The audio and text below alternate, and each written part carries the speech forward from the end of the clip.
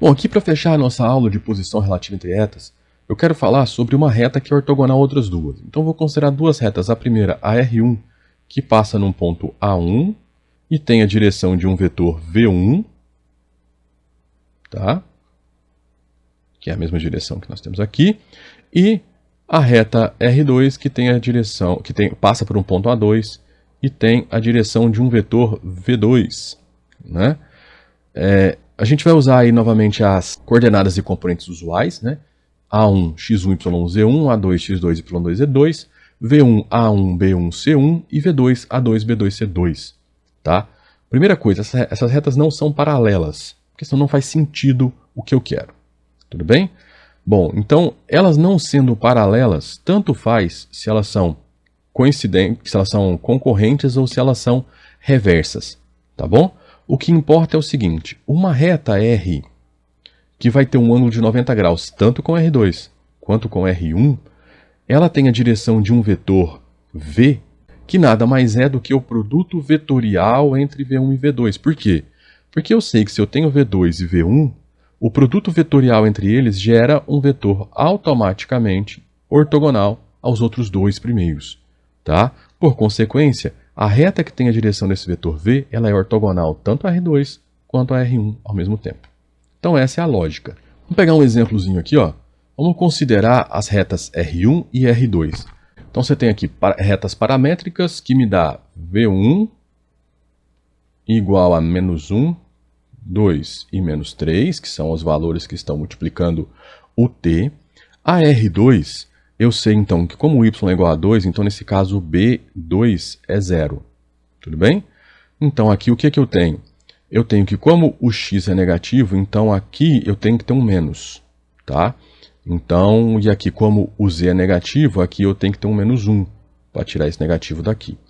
Bom, o que acontece então? O nosso V2 é menos 3, 0 e menos 1, tá bom?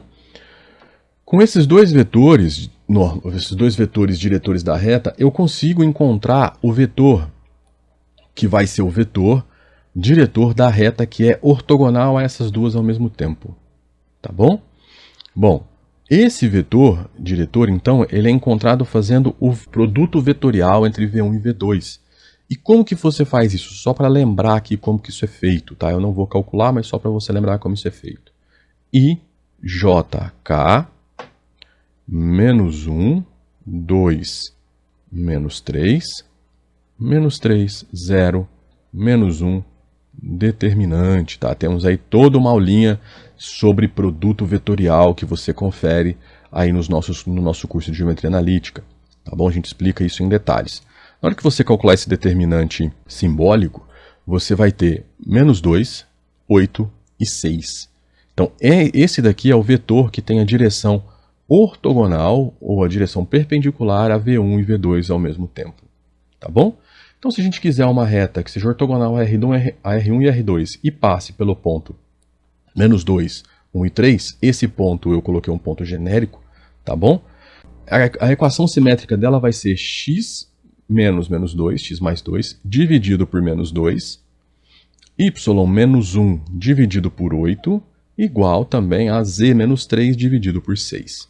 Tá bom? Então é assim que você encontra a equação de uma reta que é perpendicular a outras duas retas. Se você gostou da nossa aula, eu peço então que você apoie o nosso projeto.